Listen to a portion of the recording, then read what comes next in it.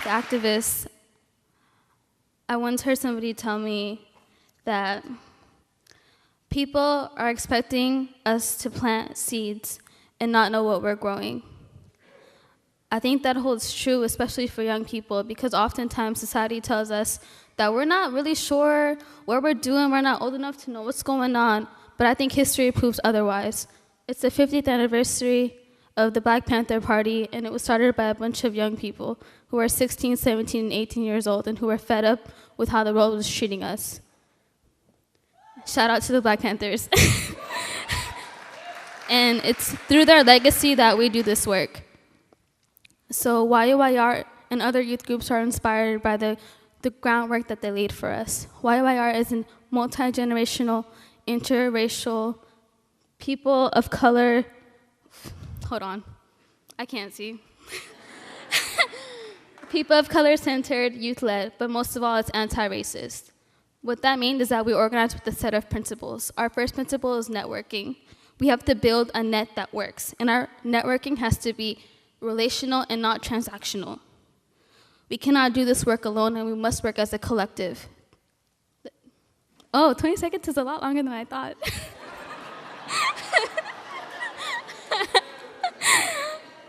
So the next principle I want to talk about is building leadership. This is especially important for me because even though I'm like 20 years old, and I know that there are other young organizers who I know can benefit from the organizing that I've done.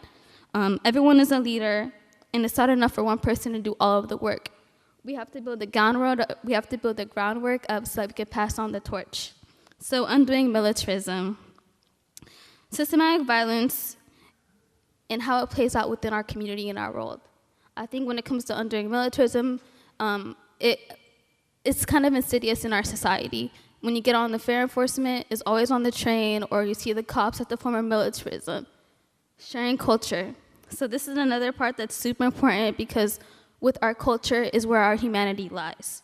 Culture and humanity go hand in hand, and to undo racism, we have to share our cultures with one another. The next thing I want to talk about is gatekeeping. So we're all gatekeepers.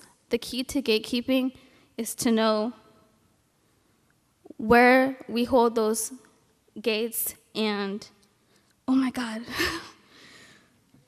The key is to acknowledge the gates we keep and the powers that we all hold. And we have to do it in a liberated way because we all have something to offer. The next principle I want to talk about is accountability. When it comes to accountability, we have to center those that are most impacted.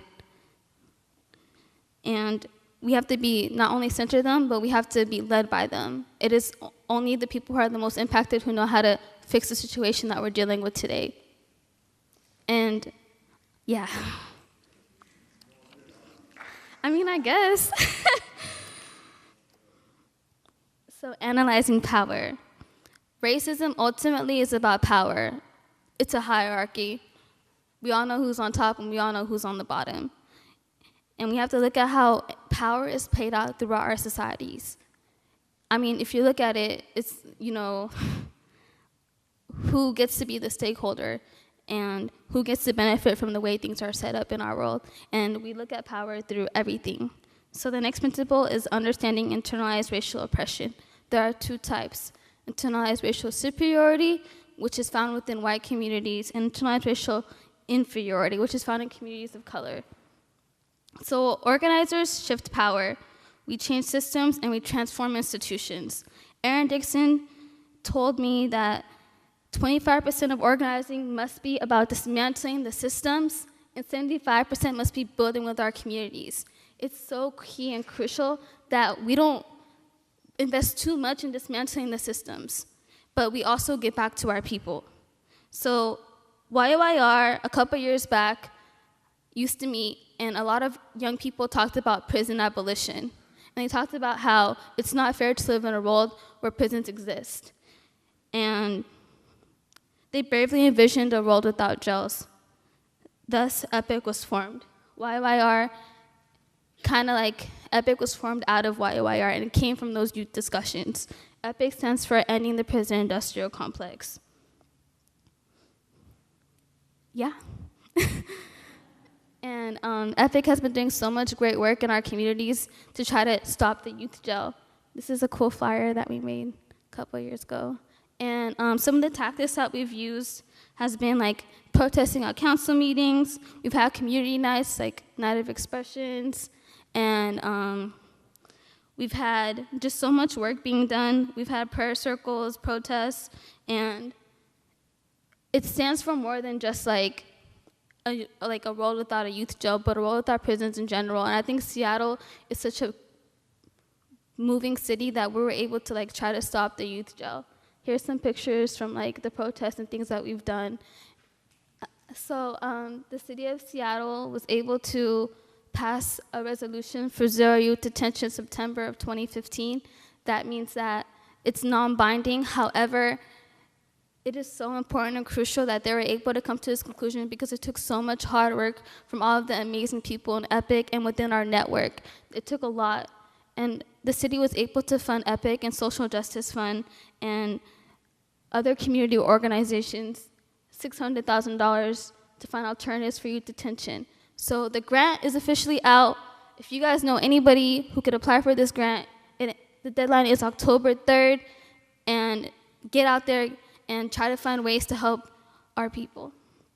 So I went to Youth Speaks once, and it was Youth Speaks, and they kept saying youth right now is the truth right now. And for me, I didn't really quite believe it until recently, when I started to see how everywhere I went, it was young people who were at the forefront of the revolution, who were at the heart of it, who were pushing it. Whether it was young people in Minnesota who were protesting at the governor's mansion, or people in Seattle who were fighting for a youth jail, or people in Palestine, or any part of the world. It was young people who were at the forefront. And for me, that is so important for us to recognize that it's youth who are pushing this. So thank you so much.